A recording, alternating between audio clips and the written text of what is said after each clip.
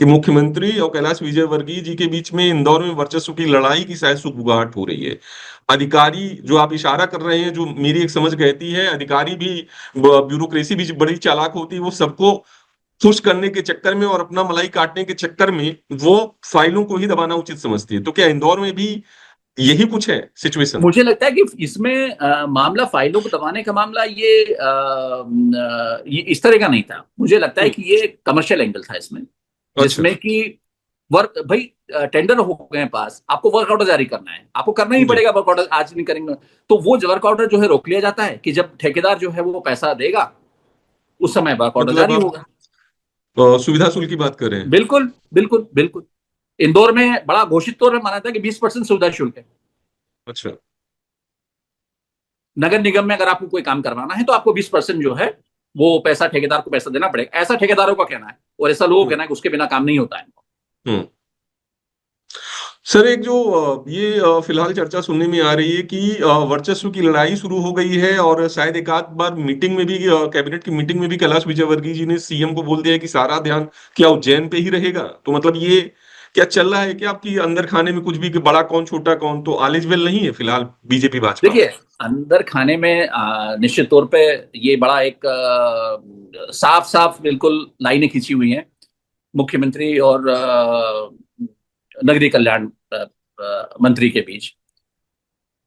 मोहन यादव जो मुख्यमंत्री हैं वो एक समय में कैलाश जी के चेले हुआ करते थे। हम्म।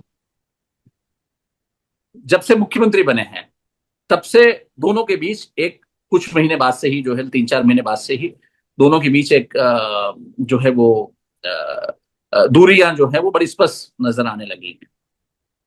इस लेवल तक वो दूरियां बढ़ी हुई हैं कि कैबिनेट में कैलाश जी ने को ये कहना पड़ा था कि आप सारा पैसा क्या उज्जैन को ही देना चाहते हैं। अब ये अलग बात है कि उज्जैन को पैसा इसलिए भी देना पड़ता है क्योंकि 2 साल बाद सिंहस्थ है वहां। उस हम्म। सिंहस्थ के कामों के लिए आपको अलग से बजटिंग करनी होती है, अलग से आपको काम करना होता है, और 2 साल 3 साल पहले ही करना होता है। वो आखिरी 6 महीना या 1 साल में आप वो काम नहीं कर सकते। तो जी। वो एक अपनी जगह का वो है। लेकिन ये है कि दोनों के बीच बड़ी एक स्पष्ट मतलब मंच पे दिखाई देते हैं, कार्यक्रमों में, मीटिंग में दिखाई देते हैं साथ में। लेकिन एक कहीं ना कहीं एक रेखा जो है वो खींची हुई है। और अधिकारी बड़े चालाक होते हैं। अधिकारियों को पता है कि अगर ऐसी स्थिति बनती है तो किसकी सुननी है। मुझे नहीं लगता कि मुख्यमंत्री के आदेश या मुख्यमंत्री के सिग्नल को कोई अधिकारी जो है वो नहीं समझता व नजरअंदाज कर सकता। तो ये एक स्पष्ट निश्चित तौर पर एक रेखा जो है वो सुबगाट नहीं है। ये तो बड़ा, आप राजनीतिक हलकों में अगर आप देखेंगे, आप ब्यूरोक्रेटिक हलकों में देखेंगे तो बड़ी ये साफ एक लाइन है कि दोनों अलग अलग हैं और दोनों ध्रुव विरोधी हैं, ये भी कह सकते हैं। तो मतलब 2 दिन पहले जो आपने भी देखा ही होगा, देश और विदेश की भी मीडिया में चला कि एक पत्रकार के सवाल पर किस तरीके से कैलाश विजयवर्गीय जी ने अपनी झुंझलाहट दिखाई, और 2-3 ऐसे शब्दों का प्रयोग कर दिया कि जो आम तौर पे बोले जाते हैं, लेकिन राजनीतिक या सभ्य समाज में या सार्वजनिक मंच पर वो शब्द नहीं बोले जाते। वो कांग्रेस ने तो, आप देख ही रहे होंगे कि जिस तरीके से वहां पर घंटा शब्द को लेकर के आंदोलन ही शुरू कर दिया है। तो मतलब ये माना जाए कि गुरु को चेले ने, मोहन यादव जी ने, बगैर नाखून का कर दिया है। हाँ, कहा जा रहा है कि जो है वो शेर जो है वो शेर के अब नाखून नहीं है। और मीडिया में तो अब ये बात काफी स्पष्ट तौर पर मानी जा रही है कि कैलाश विजयवर्गीय जी को इससे ज्यादा असहाय पिछले कई सालों में जो है वो राजनीतिक या प्रशासनिक तौर पर नहीं देखा गया, जबकि वो इतने भारी भरकम विभाग के मंत्री हैं। अगर उन्हीं के विभाग में उनकी नहीं चल रही है तो ये बहुत गंभीर मामला है। ये इस पे दोनों को विचार करना चाहिए कि ये चीज आगे कैसे बढ़ेगी, क्योंकि इसमें अंततः शहर का नुकसान नहीं होना चाहिए, प्रदेश का नुकसान नहीं होना चाहिए। जी। तो सर, चर्चा ये भी है कि जिस तरीके से कांग्रेस या बाकी लोग या आप लोगों की आवाज उठाने की वजह से, एक तो बात ये समझ में आ रही है कि कैलाश विजयवर्गीय जी ने मंत्री होते हुए भी और खुद जो उनका गृह जनपद है वहां पे ध्यान नहीं रखा, जिसकी वजह है तो एक लापरवाही की जो एक इमेज बनाई जा रही है, वो कैलाश विजयवर्गीय जी के इर्द गिर्द बुनी जा रही है, क्योंकि उनकी बातों में भी वो झुंझलाहट दिख रही है। तो क्या ये माना जाए कि चेला गुरु का विकेट आने वाले दिनों में गिरा सकता है?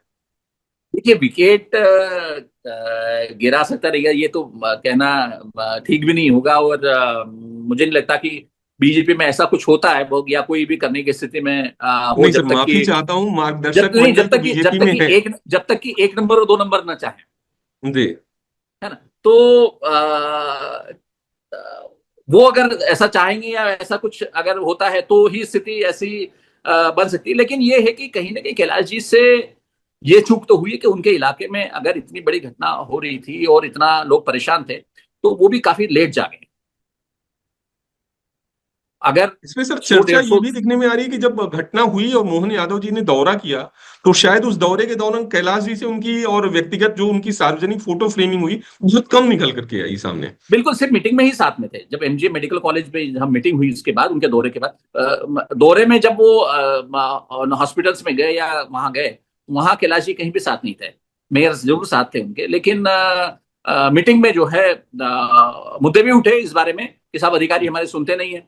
तो उस मेयर ने ही बात सवाल उठाया कि अधिकारी हम लोग की बात नहीं सुनते हैं, और आप बताएं कैसे काम करें। तो कैलाश जी ने कहा भी कि भाई ये अभी समय नहीं है सारी बातें करने का, अभी सबको मिलके हमको ये देखना चाहिए कि कैसे इस स्थिति का से निपटा जाए। लेकिन इनिशियली चूक हुई है इसमें, ये सभी को मानना पड़ेगा। और जो कैलाश जी की जो जो उन्होंने मीडिया से कहते हुए जो जो मुद्दा जो बना, वो भी कहीं ना कहीं उनकी झुंझलाहट, फ्रस्ट्रेशन और सही समय पर एक्शन न ले पाने का उसमें वो दिखाई दे रहा है उसमें। सर एक चलते चलते एक राजनीतिक सवाल है थोड़ा कि बीते 5 सालों के अंदर बीजेपी का शीर्ष नेतृत्व, चाहे वो केंद्र में हो या प्रदेश में हो, नारा बड़ी तेजी से हर चुनाव में या हर समय वायरल होता है नेताओं के द्वारा कि हमारी सरकार, इसको वो डबल इंजन की सरकार भी बोलते हैं, ट्रिपल इंजन की सरकार भी बोलते हैं। इंदौर चूंकि देश का एक सबसे कई साल कई वर्षों से लगातार स्वच्छ शहर माना जाता रहा है, इंदौर के विकास कार्यों का उदाहरण देश के कई शहरों के लिए दिया जाता रहा है। ऐसे में अगर यहाँ पे ये तो ट्रिपल इंजन की सरकार फेल हुई है, ये आप लोग कह ही रहे हैं, तो क्या अगर ये ट्रिपल इंजन की सरकार फेल हुई है, तो क्या देश के अन्य हिस्सों में जनता ये जो डबल इंजन की सरकार, ट्रिपल इंजन की सरकार का नारा दिया जाता है, इस पे भरोसा करेगी, या लग रहा है कि ये हिलने वाली सिचुएशन है? देखिए बाकी जगह लोग किस तरह सोचते हैं ये मुझे लगता है कि वहां की जो किस तरीके से वहां सरकारें चल रही है, और ट्रिपल इंजन सरकारें किस तरह चल रही हैं, डबल इंजन सरकारें किस तरह चल रही हैं, ये उन पे डिपेंड है। लेकिन ये है कि इंदौर में तो खासकर अगर आप कहें तो, अब वो कारण जो भी हो कि भाई पार्टी के भीतर ही जो दो राजनीतिक धाराएं बह रही है उसके कारण ये हो रहा हो, लेकिन ये है कि जिस तरीके से काम होना चाहिए, जिस तरीके से ट्रिपल इंजन सरकार को काम करना चाहिए, ये तो स्पष्ट उदाहरण है कि भाई वो ट्रिपल इंजन तो उनमें एक इंजन तो फेल हो ही गया। आपका जो थर्ड इंजन था, लोकल बॉडी का जो था इंदौर नगर निगम, जो कि थर्ड इंजन माना जाता है, वो तो जी। आपका उसकी बुरी तरह फेल्यूर है। और फेल्योर इस कारण भी, मतलब जब मंत्री के होते हुए, जो कि नगरीय प्रशासन मंत्री हैं, खुद उनके इलाके में इस तरह की घटना हो रही है, ये बहुत मतलब मुझे लगता है कि अगर इस समय अगर कांग्रेस की सरकार होती और कांग्रेस का मंत्री होता, तो बीजेपी इस मुद्दे को किस तरीके से उठाती। मुझे लगता है कि अब तक पूरी बीजेपी जो है यहां से पूरे प्रदेश भर में इतने आंदोलन कर देती इस्तीफे को लेकर, मंत्री के इस्तीफे को लेकर। तो वो कहीं ना कहीं अब जो है वो चीज वो बात आप देखेंगे कि कई राजनीतिक तौर पर कोई जिम्मेदारी का कोई अब वो बचा नहीं है। मतलब एक कोई व्यक्ति जिम्मेदारी लेने को तैयार नहीं है। जांच हो रही है, आपने बेसिक जांच एक करके वो कर दिया, लेकिन ये एक आपराधिक कृत्य है अपराधी करते हैं। है ना। एक शराब की घटना होती है, एक शराब मिलावट की या अवैध जी। शराब से कोई एक मौत होती है, तुरंत एफआईआर होती है। जी। 15 लोगों की मौत हो गई है, 16, आज 16वीं मौत, 16 16वीं लोगों की मौत मौत होती हो गई है ना। और आप एक एफआईआर तक आप नाम कर दीजिए ना, अभी जो जो जिम्मेदार मिलेंगे उनके खिलाफ होगी, है, करके तो और लगभग देखिए। 200 लोग अभी भी शायद अभी भी हॉस्पिटल में एडमिट हॉस्पिटल में है 200 लोग, बिल्कुल 200 लोग हॉस्पिटल में है। तो कोई आप ऐसा एक्शन, कोई कोई जांच आपकी हो नहीं रही है।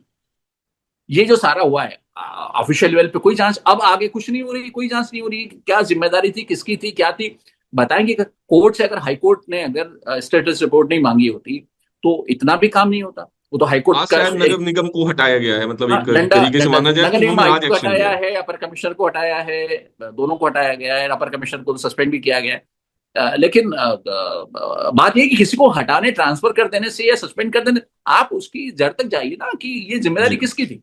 जब एक बार जी जिम्मेदारी तय होगी, आप उसके खिलाफ कार्रवाई करेंगे, तो अगली बार ऐसी घटना नहीं होगी। ट्रांसफर होने जी। से एक अधिकारी को मुझे नहीं लगता कि बहुत ज्यादा फर्क पड़ता है। यहां नहीं कहीं और, वहां नहीं कहीं और करेगा काम।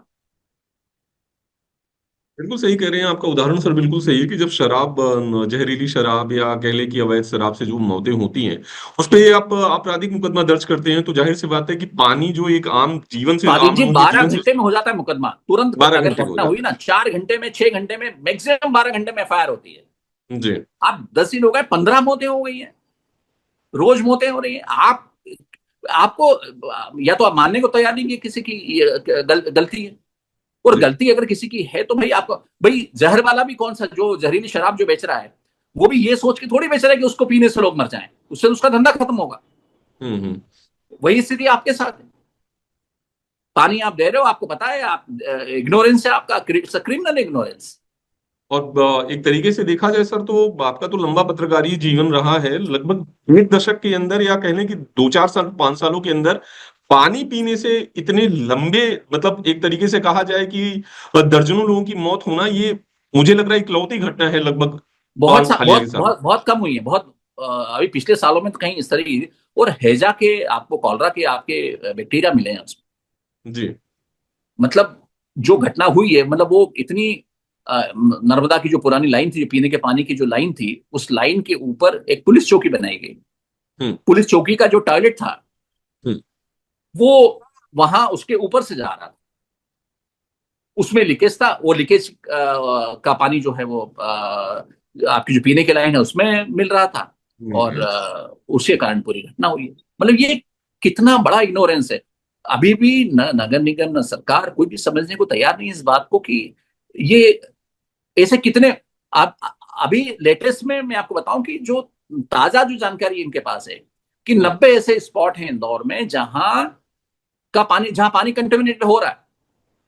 90 स्पॉट्स आज ये भी हैं। शहरी क्षेत्र की आप बात कर रहे हैं इंदौर कि नगर शहरी निगम में क्षेत्र 90 ऐसे स्पॉट है? इंदौर शहरी क्षेत्र में, और वो कोई स्लम या कोई ऐसा इलाका नहीं है। इंदौर शहर हम्म के अलग अलग एरिया हैं। वो पॉश एरिया भी उसमें शामिल है, सारे लोग हम्म शामिल हैं।